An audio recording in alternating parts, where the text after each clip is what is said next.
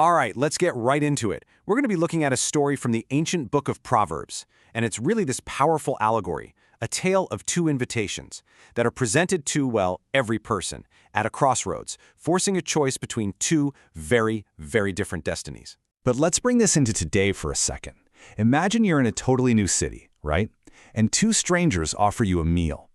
One has clearly prepared this amazing feast, while the other just kind of whispers about some secret, exciting spot. How do you decide who to trust? This is the exact dilemma at the heart of our story. So, the scene is set in a bustling city. From the highest point, where absolutely everyone can hear, two totally distinct voices are calling out. And they're not calling to just anyone. They're specifically calling out to the traveler, who the text describes as simple, or, naive. The person who's just starting out and hasn't quite developed their judgment yet. And these voices, they're actually personified as two women, Lady Wisdom and Lady Folly. And they could not be more different. Wisdom, she's a builder. She's preparing for the future. Folly, she just sits and waits.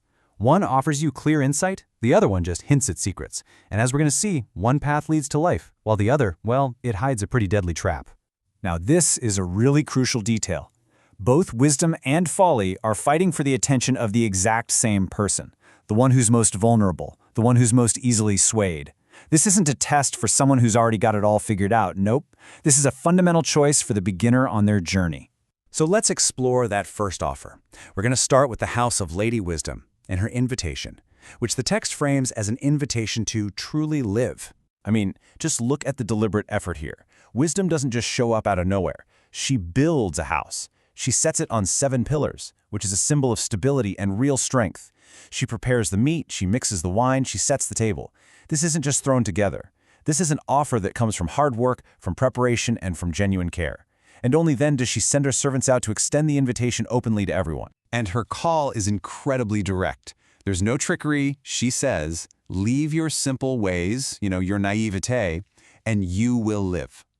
Her offer is all about transformation. It's a challenge to grow, to walk a path of real understanding.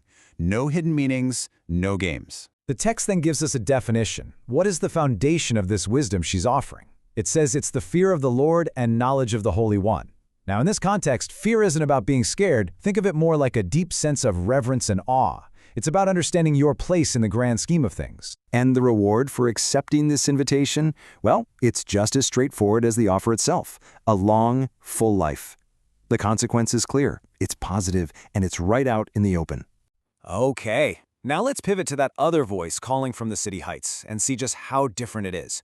We're about to enter the world of Lady Folly, whose invitation is built not on preparation, but on deception. And the contrast is immediate. While Wisdom was busy building and preparing, Folly just sits. The text describes her as unruly, impulsive, and kind of ironically, simple and knows nothing herself. She's offering a path she doesn't even really understand. Her invitation has a totally different vibe. It's a whisper, not a clear call. It appeals to the thrill of the forbidden. Stolen water is sweet. It suggests that whatever is done in secret, away from prying eyes, is somehow more exciting, more delicious. It's an appeal to pure impulse, not insight. And here comes the twist. Just as the offer seems most tempting, the story yanks back the curtain to reveal what the guest cannot see. Behind that promise of secret pleasures, something really grim is waiting. This is the hidden price tag. This is the fine print she conveniently leaves out. The secret Folly doesn't mention is that her house, it's a tomb. Her previous guests aren't just gone. They are deep in the realm of the dead. The fleeting pleasure she offers leads to a permanent, devastating end. So, there you have it. Two very clear opposing paths. The story forces the simple traveler, and by extension us, to compare them side by side and really understand the stakes of this final choice. I mean, the contrast couldn't be clearer, right? Look at preparation. Wisdom is deliberate and generous. Folly is idle and totally empty. The invitation. Wisdom's is this open call to a prepared feast. Folly's is a whisper about something stolen. And the promise? One is for lasting life and insight. The other is for a secret, fleeting thrill. And the outcome? Well, it couldn't be more stark. A long life versus the realm of the dead. So what are the big takeaways from all this? Well, it seems to frame the choice not just as good versus bad, but as deliberate construction versus easy consumption. Wisdom's path requires real effort. It's about building something of value. Folly's path is all impulse and instant gratification. It's also about transparent value versus hidden costs. Wisdom puts everything on the table, while Folly's appeal relies on secrecy to hide a terrible price. So ultimately, the choice becomes pretty clear. It's between a life gained through insight and a death that comes from choosing ignorance. And that brings us right back to today. The story might be ancient, but those two voices are absolutely timeless. They are still calling out from the high places in our own lives, through our screens, in our relationships, even in our own heads.